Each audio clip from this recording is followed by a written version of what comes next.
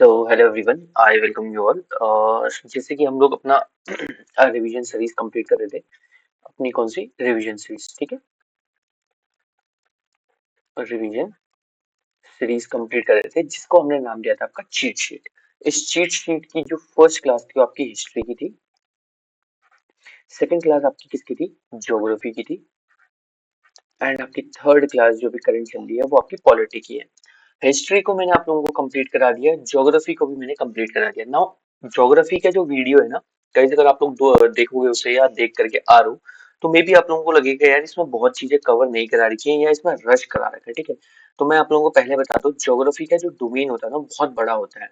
First of all इसका domain क्या होता है? बहुत बड़ा होता है। और उस पर्टिकुलर डोमेन को अगर मैं टच करने के लिए जाऊं तो वो आपको जो आपका क्या बोलते हैं टॉपिक है, वो ऑलमोस्ट 1 आवर प्लस की आपको क्लास चाहिए हर एक टॉपिक को। आप चाहे अर्थक्वेक ले लो, चाहे आप वर्ल्ड ज्योग्राफी ले लो, वर्ल्ड ज्योग्राफी में पर्टिकुलरली किसी कॉन्टिनेंट को ले लो, या इंडियन ज्योग्राफी में आप फिजिकल फैक्टर्स को ले लो। उसके बाद आपका जो उसके जो फीचर्स हैं, चाहे नॉर्दर्न माउंटेन्स हो गए, प्लेन्स हो गए, या आपके कोस्टल प्लेन्स हो गए, या सिटीज हो गई, या आप लोग बात कर लीजिए उसके बाद कोई भी फिजिकल फीचर्स हो गए, या माउंटेन रेंजेस आप किसी को पढ़ना है, या पर्टिकुलरली किसी स्टेट को पढ़ना है, तो ये सब आप लोगों का बहुत टाइम कंज्यूमिंग है। ठीक है, तो इस चीज से बचने के लिए हम लोगों ने ज्योग्राफी में जो आपके टॉपिक्स हैं उनको टच ऑन करा है। ठीक है, उनको टच करने के बाद ही हम आगे बढ़ते रहे हैं।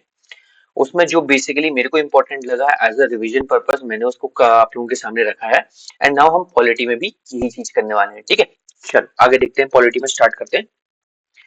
देखो, फर्स्ट हम इंडियन कॉन्स्टिट्यूशन की बात करें, एक सेकंड इसमें दूसरी पेन ले लेते हैं। इंडियन कॉन्स्टिट्यूशन की बात करें तो इसमें जो आपके आर्टिकल्स हैं वो कितने आपके 395 थे इनिशियली, 448 करंट में है। कॉन्स्टिट्यूशनल अमेंडमेंट एक्ट आपके 106 है। यहाँ पे एक गलत गलत हो गया है, इसको हम सही कर लेते हैं।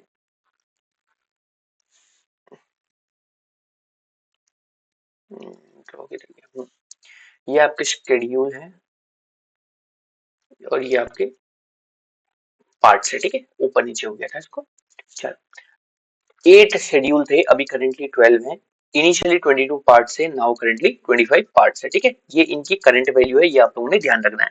नाउ जब हमारा इंडियन कॉन्स्टिट्यूशन बना था ना, तो हमारी कॉन्स्टिट्यूशन की जो बुक है, इस कॉन्स्टिट्यूशन की बुक का जो इंडेक्स बोलते हैं, ये आपका प्रीफेस बोलते हैं। प्रीफेस बोलते हैं या फिर आपका क्या बोलते हैं इसको, आइडेंटिटी कार्ड, आइडेंटिटी कार्ड बोलते हैं। तो वो चीज बन के आई आपकी क्या, प्रीएम्बल, जिसमें एक डेट दी हमने 26 नवंबर 1949। ये वो डेट है जिस दिन हमने अपने कॉन्स्टिट्यूशन को क्या कर दिया था, इनेक्ट कर लिया था, एक्सेप्ट कर लिया था। नाउ इस प्रीएम्बल को बनाने का जो प्रेरणा मिली वो एम्स एंड ऑब्जेक्टिव रेजोल्यूशन से मिली, जो कि 13/12/1946 को जवाहरलाल नेहरू ने क्या करा था, आपका पुट फोर्थ किया था। ठीक है, कॉन्स्टिट्यूशन को बनाने में आपके 2 साल 11 महीने 18 दिन बने लगे थे, लगभग 11 सेशन यहाँ पे कंप्लीट हुए। जो आपका इंडियन कॉन्स्टिट्यूशन है ना, वो यूनिटरी और फेडरल दोनों का कॉम्बिनेशन है, जिसे हम क्वासी फेडरल कहते हैं, और केसी व्हीलर सर ने इनका नाम लिया है ना। यहाँ पे जो भी मैंने इन्फॉर्मेशन आपके सामने रखी है, या जो इन्फॉर्मेशन मैं आप लोगों को बता रहा हूँ, वो सारे के सारे किससे प्रेरित है, आपके पीवाईक्यू से प्रेरित है, या फिर जो भी आपके एग्जाम में पूछा गया है वो डाटा यहाँ पे रखा गया है। प्लस इसके साथ कुछ कुछ डाटा मैंने ऐसा रखा है जो मे बी एग्जाम में पूछा जा सकता है। ठीक है, चलो आगे बढ़ते हैं। अब इंपॉर्टेंट फैक्ट्स देख लेते हैं इंडियन कॉन्स्टिट्यूशन में जो जरूरी है। तो आपकी फर्स्ट मीटिंग 9/12/1946 को हुई थी, जिसमें टेम्पररी चेयरमैन आपके डॉक्टर सचिदानंद सिन्हा को चुना गया था। ठीक है, कॉन्स्टिट्यूशनल असेंबली के। नाउ 2 दिन बाद आपकी सेकंड मीटिंग हुई, जिसमें आपके permanent chairman doctor Rajendra Prasad, deputy chairman आपके H C. Mukherjee and V T. Krishnamachari, advisor आपके बी.एन. राव, जो आगे चलकर आपके कॉन्स्टिट्यूशन का ब्लूप्रिंट भी देते हैं, और father of Indian constitution doctor B R. Ambedkar ji को कहा जाता है, जिन्हें मॉडर्न मानव कहते हैं। ये आपके ड्राफ्टिंग कमेटी के चेयरमैन थे। इनके साथ साथ ड्राफ्टिंग कमेटी में के.एन. मुंशी जी, अलाउद्दीन कृष्ण स्वामी Iyer, N Gopal Swami Iyer, SM. समीदुल्ला, BL. मित्रा जी ने रिजाइन कर दिया था, जिनके बदले माधव राव जी आए, एंड डी.पी. खेतान जो मर गए थे, उनके बदले गए थे आपके वी.टी. कृष्णमाचारी। वी.टी. कृष्णमाचारी अभी हमने बोला था डेप्यूटी चेयरमैन भी है। ठीक है, आगे देखते हैं। नाउ 24 तारीख बहुत फेमस है, 24/1/1950। इस दिन हमने अपना नेशनल सॉन्ग बंकिम चंद्र चटर्जी ने जो लिखा था, एंड नेशनल एंथम जो आपके रविन्द्रनाथ टैगोर जी ने लिखा था, इनको हमने एक्सेप्ट किया था। नाउ हमारा नेशनल सॉन्ग क्या है, ये आप हमें बताओगे। ठीक है, कमेंट सेक्शन में। 22 तारीख को, 22/7/1947 को हमने अपना फ्लैग भी क्या करा था, इनेक्ट करा था, जिसे पिंग्याली वेंकैया जी ने बनाया था। कॉन्स्टिट्यूशनल असेंबली 2 तरीके से चलती थी। फर्स्ट, जब ये आपके क्या है, इसके जो प्रेसिडेंट थे वो कौन थे आपके, जब कॉन्स्टिट्यूशनल असेंबली चल रही थी तो राजेंद्र प्रसाद जी थे। जब ऑर्डिनरी लॉस के लिए आपकी पार्लियामेंट चलती थी तो उसमें क्या है, जीवी मालवेंकर जी आपके प्रेसिडेंट थे। ऑल्सो बिकेम ये लास्ट आगे जाकर के आपके लोकसभा के स्पीकर भी बने। कॉन्स्टिट्यूशन में बात करें तो जो हमारा एलिफेंट है, ये इसका कॉन्स्टिट्यूशनल का जो बुक है हमारा, उसका सिंबल है। कैलीग्राफर इसमें इंग्लिश में प्रेम बिहारी रायजादा थे, एंड हिंदी में आपके कौन थे, गोपाल वसंत कृष्णवेद थे। ठीक है, इनका ब्यूटिफिकेशन जो सजाया गया एक एक पन्ना, वो नंदलाल बोस जी ने सजा रखा है। आगे देखते हैं। नाउ बात करता हूँ, जो ये कॉन्स्टिट्यूशन अभी मैंने आप लोगों को बताया ना, ये बहुत सारे पार्ट्स में डिवाइडेड है। मैंने अभी कितना बताया, 25 पार्ट्स में डिवाइडेड है। इन पार्ट्स में से कुछ सेक्शन जो है पेपर के लिए बहुत इंपॉर्टेंट है। उन पर्टिकुलर सेक्शन में से फर्स्ट आता है आपका फंडामेंटल राइट्स। ये आपके पार्ट 3 में मेंशन है। आर्टिकल नंबर 12 to 35 ये मेंशन करता है, यूएसए के से लिया है, बिल ऑफ राइट्स से इसको बोरो किया गया है। ठीक है, नाउ हम बात करते हैं कि आपके जो फंडामेंटल राइट्स हैं, ये टोटल 6 फंडामेंटल राइट्स हैं, बट मैंने यहाँ पे आपका 7th मेंशन कर रखा है, right to property. Right to property को हमने ये आर्टिकल नंबर 31 में था, इसको डिलीट करके 44th कॉन्स्टिट्यूशनल अमेंडमेंट एक्ट 1978 से इसको 300 ए के अंदर लीगल राइट इसको बना दिया गया है। क्या बना दिया गया, इसको लीगल राइट बना दिया गया है।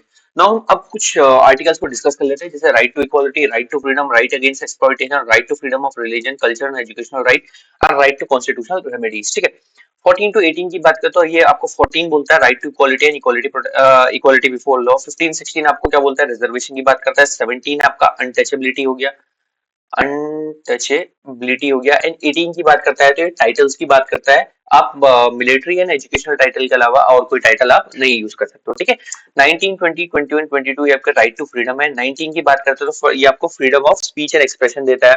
ठीक है, सबसे पहले स्पीच एंड एक्सप्रेशन को देता है। स्पीच देने के बाद आप असेंबली बना सकते हो। असेंबली असेंबली बनाने के बाद आप लोग क्या कर सकते हो, एसोसिएशन बना सकते हो। एसोसिएशन बनाने के बाद आप लोगों के पास क्या है, इधर उधर आप ट्रेवल कर सकते हो। मूवमेंट का आप लोगों के पास फ्रीडम है। मूवमेंट का फ्रीडम होने के बाद आप लोग क्या कर सकते हो, उस जगह पे जहां पे आप जा रहे हो वहां पर रिसाइड कर सकते हो, रह सकते हो। रहने के बाद आपको प्रॉपर्टी वहां पे लेने का अधिकार था, जिसे हमने डिलीट कर दिया है। एंड लास्ट में आपके पास क्या है, वहां पे बिजनेस करने का अधिकार है, जो आपके जी में है। ए से स्टार्ट होता है एंड जी में खत्म होता है। एफ यहाँ पे क्या है, डिलीटेड है। ठीक है, एफ को क्या कर दिया, यहाँ पे डिलीट कर दिया गया है, जो आपका राइट टू प्रॉपर्टी वाला था। आर्टिकल 1 में है ना। 20 की बात करते हैं तो आपको प्रोटेक्शन देता है, किसमें, कन्विक्शन में। ठीक है, 21 कहता है आपको x post facto law. Second आपको कहता है double Jio party, and third आपको कहता है क्या, राइट टू सेल्फ इंक्रिमिनेशन। ये सारे के सारे तब है जब आपको अरेस्ट किया जाएगा, तब के लिए है।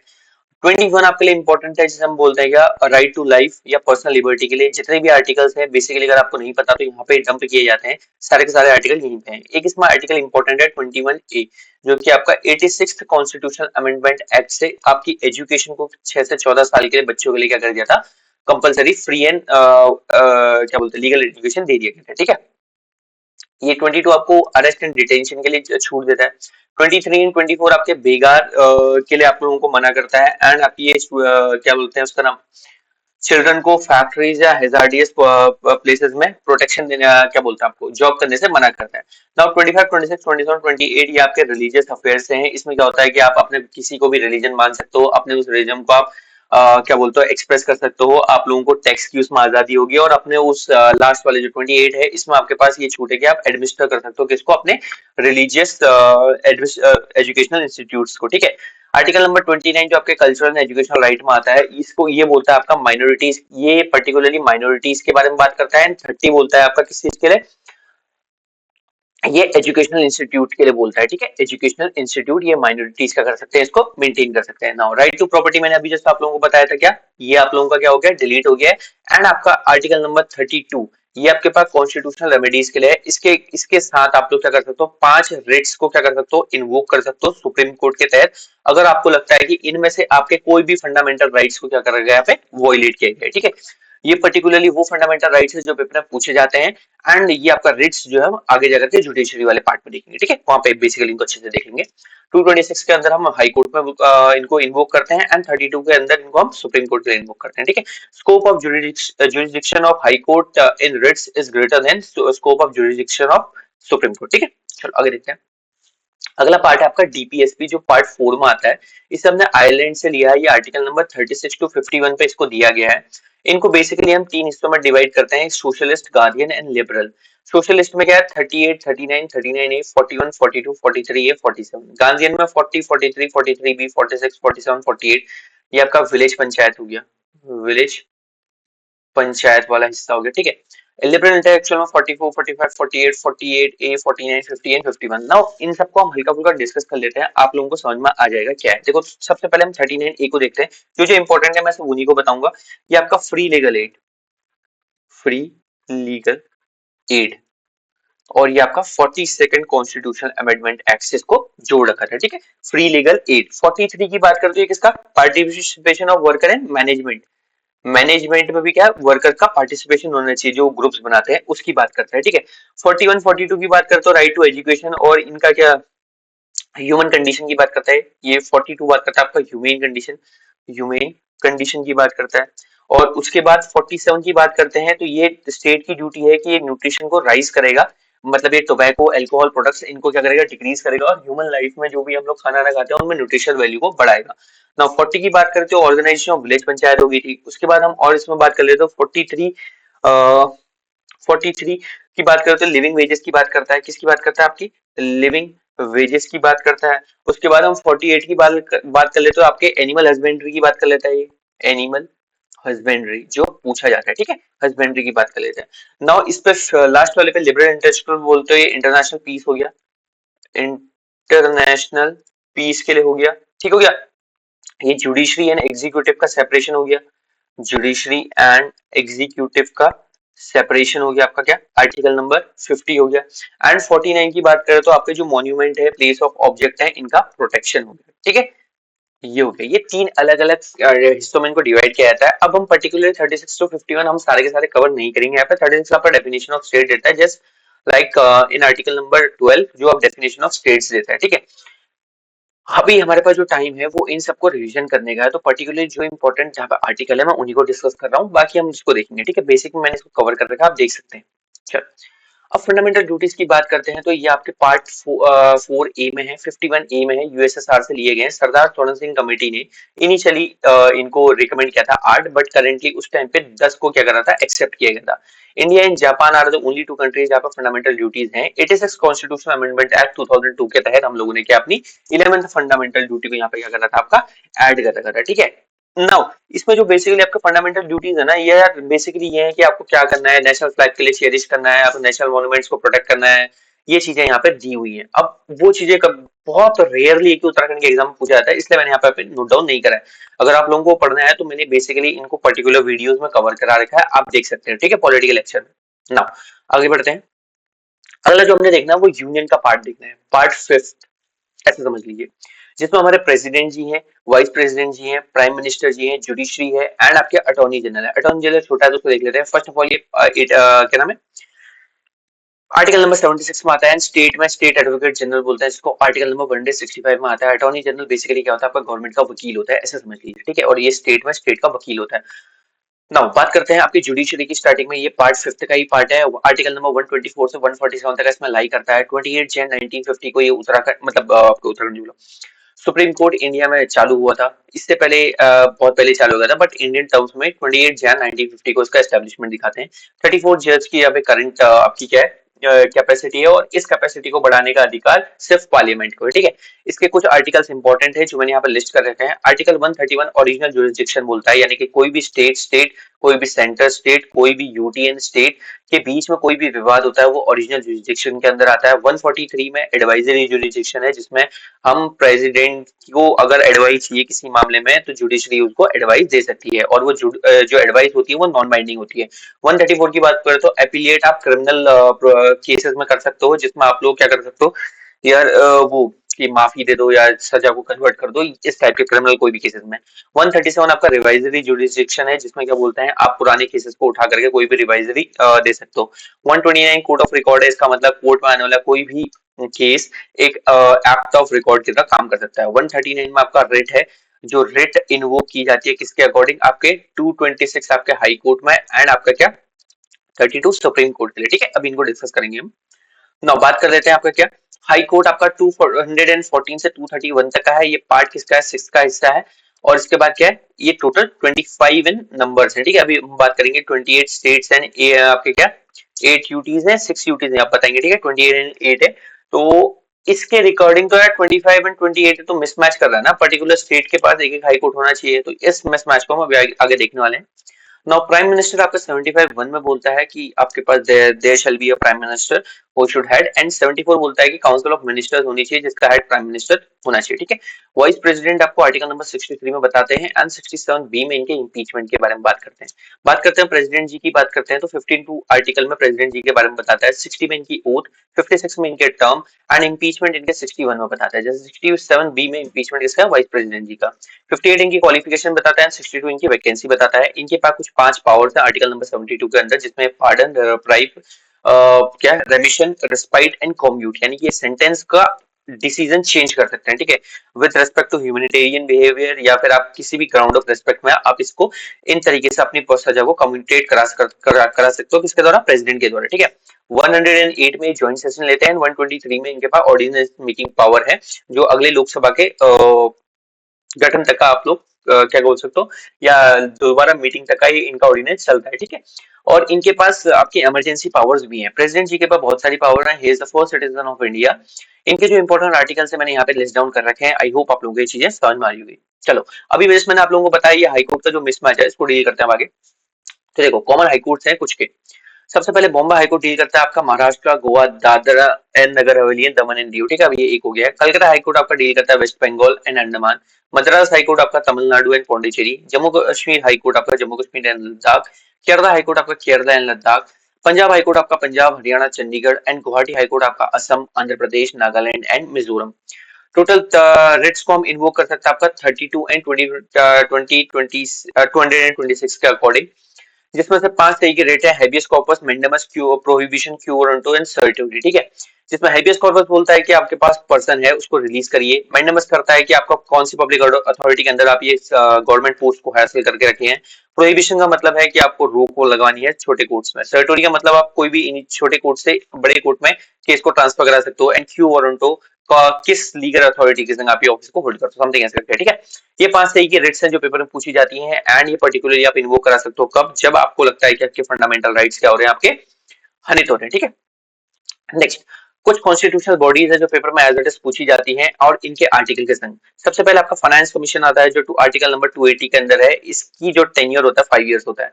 अटॉर्नी जनरल आपका आर्टिकल नंबर 76 में, it is the pleasure of the आपका क्या, प्रेसिडेंट के प्लेजर पे है ये। अगर प्राइम मिनिस्टर ने बोला कि इनको हटाना है, हमें दूसरा अटॉर्नी जनरल रखना है, तो आप चेंज कर सकते हो।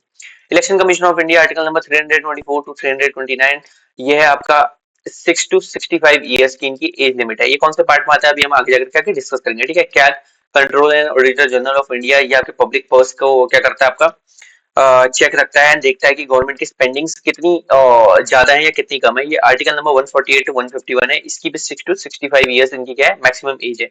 यूपीएससी 315 से 323 और 6 और 65 इनकी भी एज है। एनसीएससी, एनसीएसटी, एनसीबीसी 338 ए, 338 ए, 338 बी, ये आपके national commission for schedule caste, national commission for schedule tribes and national commission for backward commission. 102 I think constitution amendment act है 338 बी को ऐड करने के लिए, ठीक है।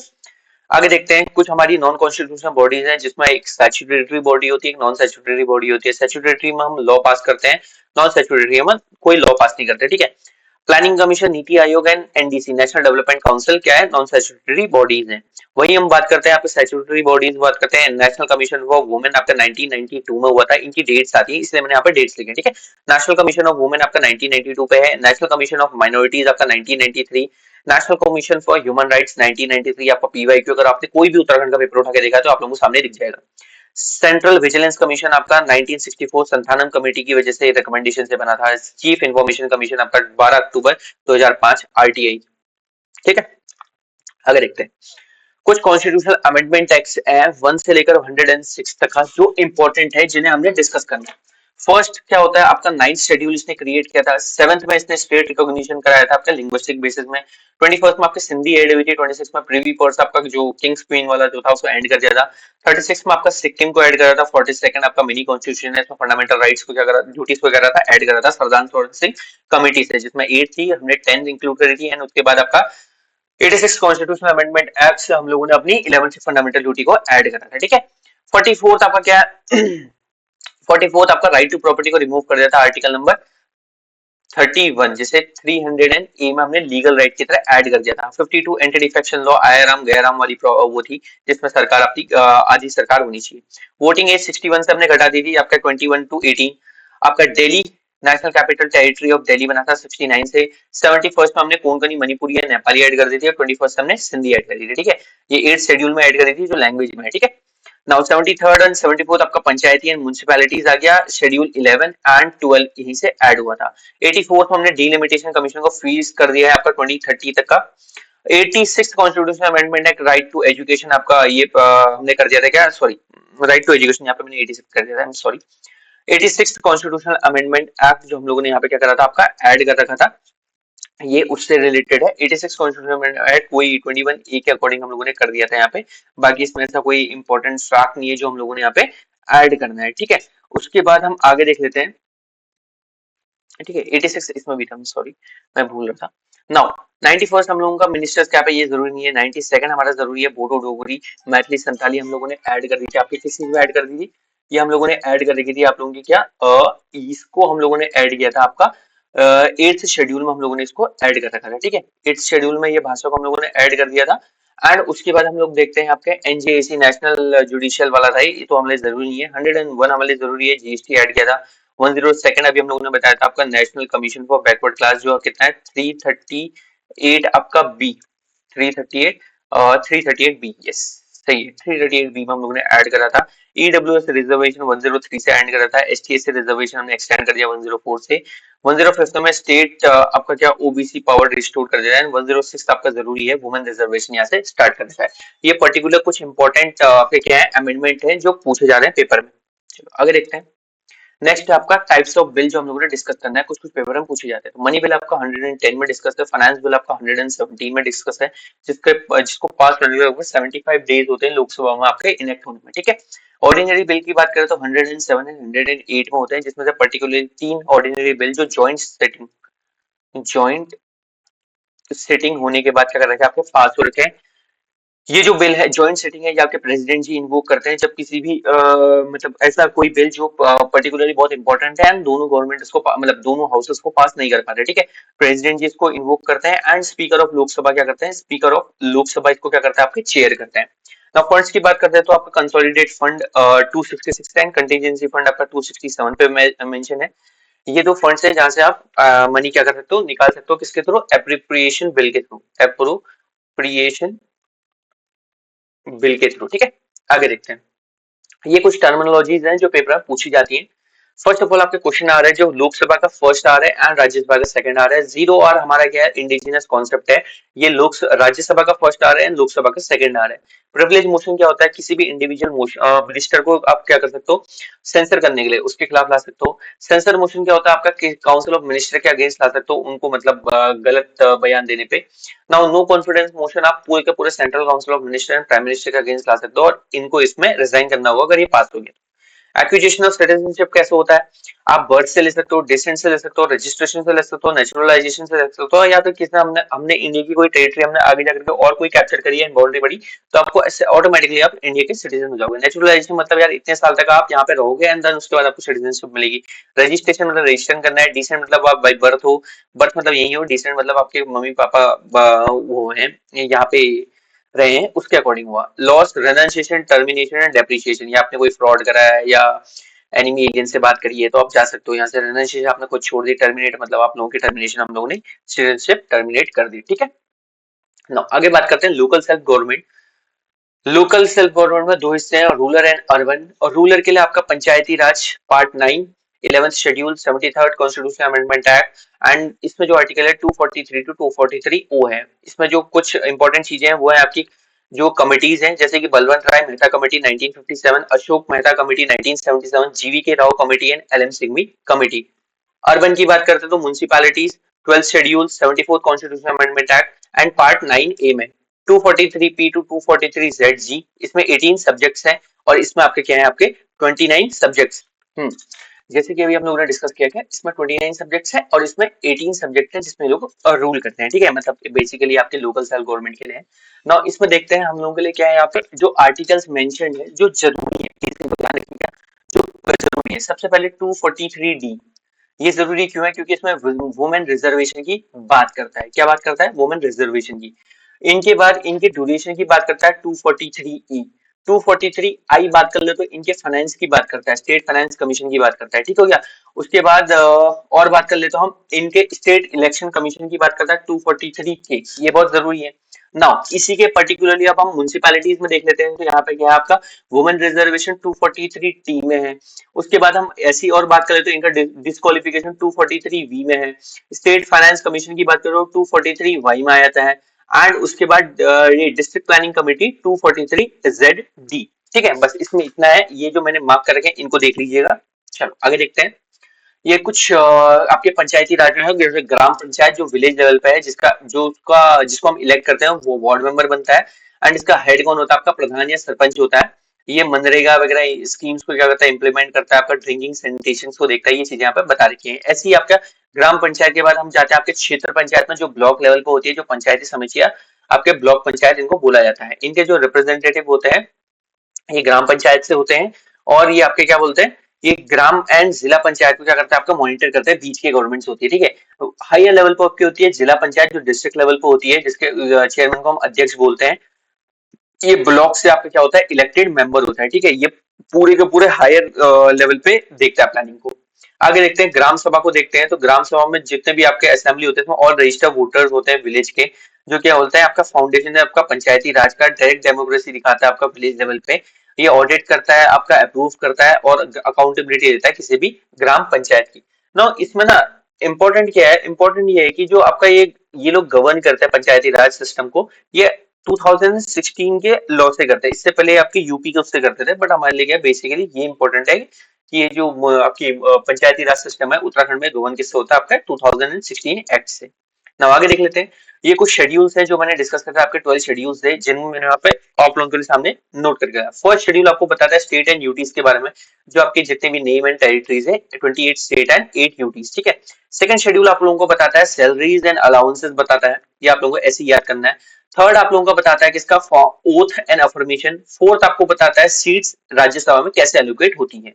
फिफ्थ शेड्यूल आप लोगों का डीप बात करता है ये क्या नाम है?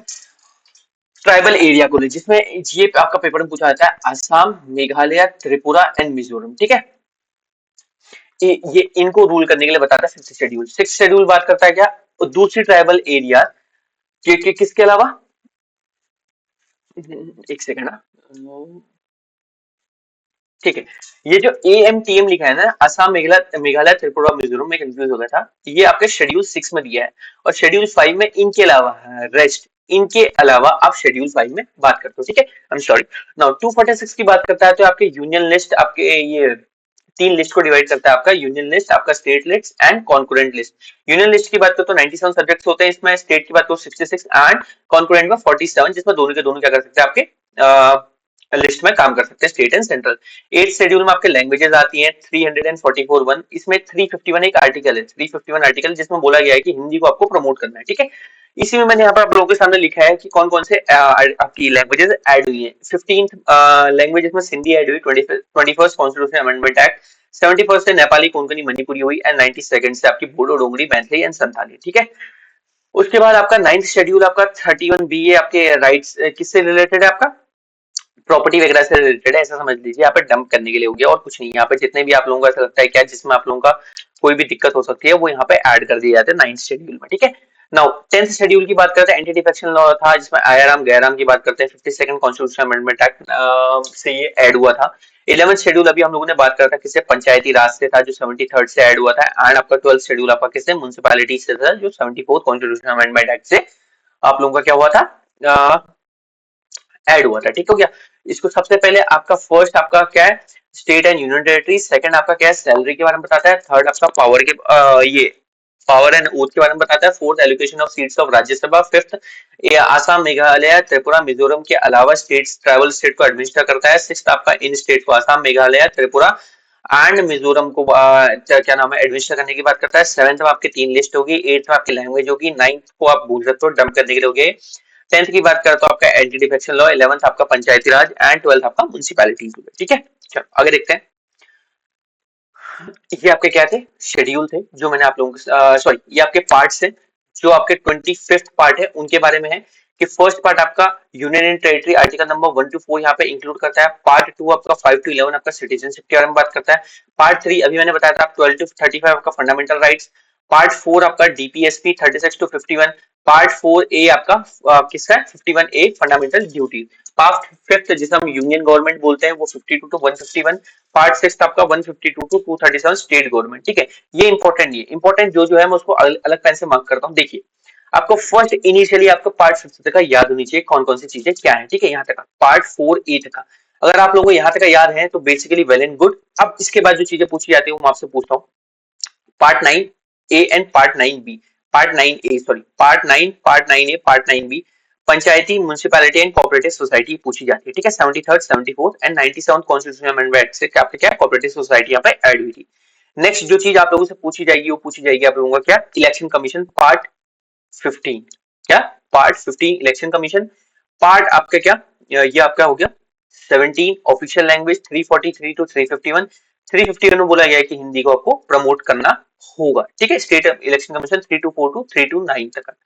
ठीक है, उसके बाद आप लोगों का एक और था 308 नहीं स्टेट नहीं ये नहीं इलेक्शन कमीशन हो गया यूपीएस इमरजेंसी। पार्ट 18 में 350 टू 360 तीन टाइप की इमरजेंसीज होती हैं। National emergency, state emergency and financial emergency. National emergency 352, state emergency 356 and 365 and financial emergency आपकी 360। ठीक है, ये होती है। नाउ 368 के अंदर आप अमेंडमेंट कर सकते हो, पार्ट 20 में है, ये चीज आप लोगों से पूछी जाती है। एंड इसमें एक चीज और मैं मिस कर रहा हूँ, आई गेस ये वाला था यूनियन एंड स्टेट यूपीएससी वाला पार्ट 14। ठीक है, यूपीएससी है जो इसमें इंक्लूड होती है। तो 1 2 3 4 5 हो गए एंड 5 पहले के हो गए, इन्हीं को घुमा फिरा करके आप लोगों से पेपर में पूछा जाता है। ठीक है, चलो आगे देखते हैं। ये कुछ कंट्रीज हैं जहां से हम लोगों ने कुछ फीचर्स को बोरो करा है। जैसे यूनाइटेड किंगडम से हमने parliamentary system, rule of law, cabinet system, single citizenship, legislative work, office of speaker यहाँ से लिया है। यूनाइटेड किंगडम से हमने fundamental rights, vice president, written constitution, impeachment of president. Ireland से हम लोगों ने क्या लिया था आपका डीपीएसपी लिया था। कनाडा से हम लोगों ने क्या लिया था आपका फेडरेशन विद स्ट्रॉन्ग सेंटर या रीजनरी पावर। ऑस्ट्रेलिया से हमने कॉन्करेंट लिस्ट ली थी। उसके बाद जर्मनी से हम लोगों ने क्या था suspension of fundamental rights during emergency, article number कितना 21 के अलावा आप क्या कर सकते हो और लगभग बाकी सबको 20 एंड 21 के अलावा आई गेस आप लोग क्या कर सकते हो बाकी सबको सस्पेंड कर सकते हो। ठीक है, नो 19 तो ऑटोमेटिकली सस्पेंड हो जाता है। सोवियत यूनियन से हम लोगों ने क्या लिया है आप लोगों का, हम लोगों ने लिया फंडामेंटल ड्यूटीज। ठीक है, फ्रांस से हमने ये Republic, liberty, equality and fraternity. 42nd constitutional amendment act से सोशलिस्ट, सेक्युलर एंड इंटीग्रिटी आपका ऐड हुआ था 42nd कॉन्स्टिट्यूशनल अमेंडमेंट एक्ट से, किसमें आपके प्रीएम्बल में। साउथ अफ्रीका से बात करें तो आपका इलेक्शन ऑफ राज्यसभा। ठीक है, उसके बाद जापान से बात करें तो आपका आर्टिकल नंबर 21 यहाँ पे से ऐड किया था हम लोगों ने। रशिया से बात करें तो आपका justice and fundamental duties. Switzerland से बात करें तो आपका क्या डायरेक्ट डेमोक्रेसी। ठीक है, ये कुछ चीजें हैं जो बेसिकली दी हुई है बट इनको हम शॉर्ट फॉर्म में देखते हैं। ठीक है, जैसे फंडामेंटल ड्यूटीज यूएसए से लिया गया, डीपीएसपी आपका आयरलैंड से, फंडामेंटल ड्यूटीज यूएसएसआर से, पार्लियामेंट्री सिस्टम यूके से, rule of law UK, single citizen UK, judicial review USA से, इमरजेंसी जर्मनी से, कॉन्करेंट लिस्ट ऑस्ट्रेलिया से, रेजिडेंसी पावर कनाडा से, कॉन्स्टिट्यूशनल अमेंडमेंट साउथ अफ्रीका से, रिपब्लिक आपका फ्रांस से। इस टेबल को आप लोगों ने याद करना है। पुरानी टेबल को आप लोग याद नहीं भी करोगे उसमें बहुत कुछ है बट ये चीज आप लोगों ने याद करनी है। क्यों? क्योंकि आपको पीवाईक्यूज में भर भर के आपको ये चीज मिलेगी कि आपका टीपीएसपी कहां से लिया, आयरलैंड से, सिंगल सिटीजन यूके से, कॉन्करेंट लिस्ट ऑस्ट्रेलिया से, ऐसे। ठीक है, ऐसे ही आप लोगों को देखो sovereign, secular, socialist, secular, democratic, Republic, justice, liberty, equality, fraternity, ये प्रीएम्बल के कुछ वर्ड्स हैं। सोशलिस्ट, सेक्युलर, ये दो वर्ड प्लस एक इंटीग्रिटी, कहां गया इंटीग्रिटी, ये सोशलिस्ट, सेक्युलर, इंटीग्रिटी, इंटीग्रिटी ये ऐड किए गए आपको 46 कॉन्स्टिट्यूशनल अमेंडमेंट एक्ट से। रिपब्लिक आपका फ्रांस से, जस्टिस आपका यूएसएसआर से, लिबर्टी फ्रांस से, इक्वालिटी फ्रांस से एंड फ्रेटर्निटी आपके फ्रांस से लिए गए। ठीक है, ये कहां कहां से लिए गए ये पेपर में पूछा जाता है इसलिए मैंने यहाँ पे नोट डाउन कर रखे हैं। नेक्स्ट 5 ईयर प्लान्स आप लोगों ने देखने हैं। ये आपके इनिशियली आपका प्लानिंग कमीशन से 1951 से आपके आई थिंक 2012 या 13 तक ये चला था। इस टाइम पे हमारे ऑलमोस्ट आपके 12 5 ईयर प्लान्स आए थे, कुछ एनुअल प्लान्स आए थे एंड कुछ आपके रूलिंग प्लान आए थे। ठीक है, रूलिंग प्लान आए थे। रूलिंग प्लान क्या होता है, जब आप लोगों का आपका कवर नहीं हो पाया एनुअल प्लान, मतलब उसका गोल फिक्स नहीं हो पाया तो तब आते हैं। एंड एनुअल प्लान क्या आता है, एक एक्स्ट्रा साल को बढ़ाने के लिए उस 5 ईयर के अचीवमेंट को अप्रूव करने के लिए आता है। ठीक है, तो हम लोगों ने देखना है फर्स्ट वाले को हम हेरोल्ड मॉडल बोलते हैं, जिसमें हम लोगों ने भाखड़ा नागर dam, Hirakud dam, Damodar valley project हम लोगों ने क्या करा था, इनिशिएट करा था। एग्रीकल्चर पे हमने फोकस किया था, ठीक हो गया। ये 1952 में सीडीपी कम्युनिटी डेवलपमेंट प्रोग्राम हमने यूज करा था, जिसके तहत ही हमने पंचायती राज सिस्टम को इवॉल्व करने के लिए बलवंत राय मेहता कमेटी, जीवी के राव कमेटी, ठीक है, Ashok Mehta committee, L M Singhvi committee, ये चीज को हम लोगों ने क्या करा था आपका इंट्रोड्यूस कर दिया, ठीक है। नेक्स्ट हमारा होता है मालनोबिस प्लान बोलते हैं, जो 1956 टू 61 होता है, जिसमें हम लोगों ने क्या इंडस्ट्री को बढ़ाने के लिए काम किया, जिसमें भिलाई और रौरकिला एंड दुर्गापुर आपका, भिलाई एंड रौरकिला आपका 55 है 1955, एंड दुर्गापुर आपका 1957 या 59 पे, ठीक है। नेक्स्ट हमने जो देखना है वो है आपका थर्ड 5 ईयर प्लान, ये भी कवर कर किया गया था। थर्ड 5 ईयर प्लान का जो मेन फोकस था सेल्फ रिलायंस पे था। उसके बाद आपका आता है plan holidays. Plan holidays 1966 to 69 था, 3 एनुअल प्लान आए थे, ये आप लोगों ने फोकस कर लेना है, जिसमें हम लोगों ने ग्रीन रेवोल्यूशन क्या था आपका इनिशिएट किया था। फोर्थ 5 ईयर प्लान आपका 1969 टू 74 था, देखो 3 साल का गैप आ गया, जो यहाँ पर प्लानिंग कमीशन था। इसका फोकस था आपका स्टेबिलिटी एंड रिलायंस पे था, जिसमें हम लोगों ने नेशनल के बैंक्स को क्या करता था, नेशनलाइज कर दिया था फोर्थ 5 ईयर प्लान में, ठीक है। और इसका ग्रीन रेवोल्यूशन को क्या कर ऑपरेशन फ्लड यहाँ पर लॉन्च किया था 1917 में, ठीक है, ग्रीन रेवोल्यूशन अचीव करने के बाद। फिफ्थ की बात करते हैं तो उसमें गरीबी हटाओ का नारा दिया गया था, ठीक हो गया। 20 पॉइंट प्रोग्राम यहाँ पे स्टार्ट किया गया था। उसके बाद इसके बाद 1979 के बाद 78 टू 80 2 साल के लिए रूलिंग प्लान आता है, ठीक है। क्या होता है इसमें, क्या करते हैं, आपकी गवर्नमेंट में डिसकंटिन्यूटी आई थी इसलिए आया था। नाउ 79 से 80 हो गया, 80 से 85 में हमारा sixth community programme sorry 5 year plan आता है, जिसका मेजर फोकस होता है पॉवर्टी एलिवेशन का, जिसमें क्या होता है national rural employment programme, MNREGA वगैरह यहीं से स्टार्ट करवाते हैं। नाबार्ड होता है आपका 1982 में इसमें एस्टैब्लिश होता है, ठीक है। Next seventh 5 year plan 85 to 90 पे आता है, जिसमें जवाहर स्वराज रोजगार योजना 1989 में हम क्या करते हैं यहाँ पे इनिशिएट करता है। फिर एनुअल प्लान आता है 90 टू 92, ठीक है। यहाँ पे क्या होता है बैलेंस ऑफ पेमेंट क्राइसिस हो गई थी 1991, आप लोगों ने देखा होगा, एलपीजी रिफॉर्म्स होते हैं यहाँ पे। उसका 8 5 ईयर प्लान आता है 1992 से 97 के टाइम पे, जिसमें लिबरलाइजेशन, प्राइवेटाइजेशन, ग्लोबलाइजेशन रिफॉर्म्स आते हैं। नेक्स्ट 9 5 ईयर प्लान में क्या आता है आपका सोशल जस्टिस की बात करते हैं, 2002 तक का था ये। उसके आसपास गोल्डन जुबली ऑफ इंडिपेंडेंस भी मनाई जाती है 1997 में, यानी कि कितना होते हैं 50 साल हो गए थे। 10 5 ईयर प्लान आपका 2002 टू 2007 था, जिसमें क्या बोलता है आपका सर्व शिक्षा अभियान को इनिशिएट करा था, and national highway development programme यहीं पे स्टार्ट किया गया था, ठीक है। नेक्स्ट बात करते हैं आपके 11 5 ईयर प्रोग्राम, जिसमें आपका इंक्लूसिव ग्रोथ की बात की गई है। कीवर्ड्स है, अभी मैं इनको आगे जाकर आपको अलग से बताऊंगा, ठीक है। राइट टू एजुकेशन 2009 इसी में आप लोगों का लॉन्च किया था, एंड आपका आधार प्रोजेक्ट 2009 11 5 ईयर प्लान में क्या था आपका लॉन्च किया था। 12th आपका लास्ट था, जिसमें inclusive development, more inclusive development की बात करते हैं। नीति आयोग प्लानिंग कमीशन को ट्रांसफर हो गया था 2015 में, डायरेक्ट बेनिफिट ट्रांसफर डीबीटी पे इनिशिएट किया गया था, जिसमें डायरेक्टली आप फार्मर्स को पेमेंट देना स्टार्ट करोगे, ठीक है। अब देखो प्लानिंग कमीशन आपको 15 मार्च 1950 को बना था। नीति आयोग 1 जनवरी 2015 को था। नीति आयोग का प्रीकर्सर कौन था, प्लानिंग कमीशन था। प्लान हॉलीडेज इनिशियली आपकी 1966 टू 69 आई थी। ग्रीन रेवोल्यूशन इसी के टाइम पे स्टार्ट हुआ था। गरीबी हटाओ आपका फिफ्थ प्लान का क्या था आपका नारा था। इंक्लूसिव ग्रोथ आपकी 11th का था, एंड लास्ट 5 ईयर प्लान आपका 12th का था, जो 2012 से 2017 तक का था, ठीक है।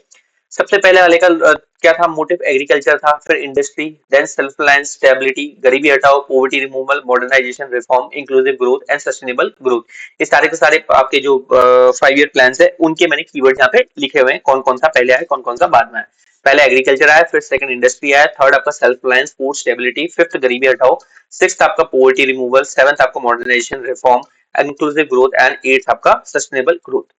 आगे देखते हैं आपका आईआईटी आपके 1952 में, कम्युनिटी डेवलपमेंट प्रोग्राम 1952 में फर्स्ट प्लान में था। ये मैंने आप लोगों को बताया था कि इसके बाद अशोक मेहता कमेटी, बलवंत राय कमेटी, उसका एलएम सिग्मी एंड आपका जीवी के राव कमेटी, जो पंचायती राज सिस्टम था उससे यहाँ पे क्या करा था, यहाँ पे इंट्रोड्यूस कराया गया था, ठीक है, इन कम्युनिटीज को। आईटी एक्सपेंशन 1950 में ही था। भिलाई, रौरकिला एंड दुर्गापुर 1955, 55 एंड 1957 या 57, या आप कर सकते हो क्या 1957 या 59 कर सकते हो। ये सेकंड ईयर 5 ईयर प्लान का था, इसमें इंडस्ट्री आपका मेन फोकस था, इसमें एग्रीकल्चर था, ठीक है। ग्रीन रेवोल्यूशन 1966 प्लान हॉलीडेज में आया था। बैंक नेशनलाइजेशन आपका 1969 में किया था, फोर्थ 5 ईयर प्लान में थे। ऑपरेशन फ्लड भी 1970 में फोर्थ 5 ईयर प्लान में था। 20 पॉइंट प्रोग्राम भी 1975 फिफ्थ 5 ईयर प्लान में है। 1982 में सॉरी आपका नाबार्ड एस्टैब्लिश किया गया सिक्स्थ में। जवाहर रोजगार योजना 1989 में सेवंथ में। एलपीजी रिफॉर्म आपका किसमें आया था 1991 में, एट्थ प्लान में आया था आपका। सर्व शिक्षा अभियान आपका 10th में 2001 में। आरटीई आपका 2005 के बाद 2009 में लॉन्च करा था। तो आधार ये आपका 11th में हो गया एंड डायरेक्ट बेनिफिट ट्रांसफर आपका 12th 5 ईयर प्लान में हो गया। ठीक है, ये पूछे जाते हैं कीवर्ड्स, इसलिए मैंने यहाँ पे नोट डाउन करा रखे। नेक्स्ट बात करते हैं, ये ऐसी लोकसभा है जिन्होंने अपना टाइम कंप्लीट नहीं करा था। 4th 6th 7th 9th 11th 12th and 13th, ये वो लोकसभा है जिन्होंने अपनी गवर्नमेंट का टाइम पीरियड, जो लोकसभा का टाइम पीरियड था, ये कवर नहीं कर रखा है। ठीक है, ये चीज यहाँ पे नोट कर लीजिएगा, ये पूछा जाता है पेपर में, इसीलिए बस इनका ये जानना जरूरी है, ये तो आपका जानना जरूरी नहीं है बिल्कुल भी। ठीक है, इनका टाइम पीरियड हो गया। इससे पहले आपका क्या आया था, आपका 1967 से पहले यहाँ पे रोलिंग प्लान आया था, एनुअल प्लान हॉलीडेज आई थी। ठीक है, ये आप लोगों को पता होगा। नेक्स्ट आगे देखते हैं, ये आपका उत्तराखंड से पीवाईक्यू रिलेटेड है, जो पूछा गया है कि कौन कौन सी फीमेल्स, मतलब कितनी नंबर ऑफ फीमेल्स यहाँ पे इंक्लूडेड थी, तो हाईएस्ट आपकी 2002 में है, ये पीवाईक्यू है। ठीक है, विधानसभा आर्टिकल नंबर 170 में मेंशन है, विधान परिषद 171 में मेंशन है, कुमाऊं मंडल आपका 1815 में क्या होता है, एस्टेब्लिश हुआ था, गढ़वाल मंडल आपका 1968 में हुआ था। गवर्नर की बात करें तो 153 में था, फर्स्ट आपके सुरजीत सिंह बरनाला है, टोटल अभी 8 है, और लास्ट वाले अभी जो है आपके लेफ्टिनेंट जनरल गुरमीत सिंह जी हैं। ठीक है, 163 में आपका क्या होता है, council of minister and chief minister की बात करता है, इनिशियली आपके नित्यानंद स्वामी जी थे एंड करंट आपके 10th आपके पुष्प सिंह धामी जी हैं। 165 में आपके एडवोकेट जनरल की बात करता है, जो इनिशियली आपके एलपी नेथानी जी थे एंड करंट में 7th नंबर है आपके एस एन बाबुलकर जी का। ठीक है, आगे देखते हैं, उत्तराखंड पंचायती राज अधिनियम मैंने आप लोगों को बताया था आपके 2016 का था, यानी कि 4 अप्रैल 2016 का था, जिसमें 50% वुमेन रिजर्वेशन की बात आपकी 2008 में बात कर दी थी। ठीक है, 8 नगर निगम है यहाँ पे, 39 नगर पालिका एंड 47 नगर पंचायत है। नगर निगम फर्स्ट क्या है, हल्द्वानी, देहरादून, हरिद्वार, रुड़की, रुद्रपुर, काशीपुर, ऋषिकेश एंड कोटद्वार, यहाँ पे क्या है, ये सारे के सारे क्या है आपके नगर निगम है। ठीक है, इस पॉलिटी के लेक्चर में जो भी मैंने आप लोगों को आज जो बताया, आपका पॉलिटी के लेक्चर की जो चीट शीट थी, इसमें जो मैंने आप लोगों को बताया है, प्लीज इसको एक दो बार रिवीजन कर लीजिएगा। एंड मैं अभी भी कह रहा हूँ, जो ज्योग्राफी की चीट शीट है उसको एज अ रिवीजन पर्पस में देखना, उसमें अगर आप नॉलेज को ढूंढने की कोशिश करोगे तो it will be hard for you. आप लोगों को अगर चीजें आती है तभी आप उस चीट शीट को देखिएगा। इस चीट शीट को देखने का सिर्फ पर्पस ये है कि आप लोगों की जो नॉलेज है उसको ब्रश अप करना, एंड मेरी तरफ से जो भी इंपॉर्टेंट चीजें हैं वो आप लोगों को डिलीवर करना। आई होप आप लोगों को ये चीजें समझ में आ रही हो, एंड आपको 14 जून के लिए all the best, all the best. आप लोगों ने अपना एडमिट कार्ड निकाल लिया होगा, सेंटर देख लिया होगा, प्लीज सेंटर में जाकर के अच्छे से रिलैक्स होकर के पेपर दीजिएगा। ऑल द बेस्ट इसके लिए। अब आगे देखूंगा कि मैं अगर एक वीडियो और बना सकूं तो मैं उसको बनाने की कोशिश करूंगा, अदरवाइज 14 जून से पहले this would be my last video for your exam. That's why I am saying all the best for your exam. I hope आप लोगों का एग्जाम अच्छा जाए। ठीक है, मिलते हैं चलो अगली लेक्चर सीरीज में। चलो, तब तक के लिए गुड बाय, थैंक यू।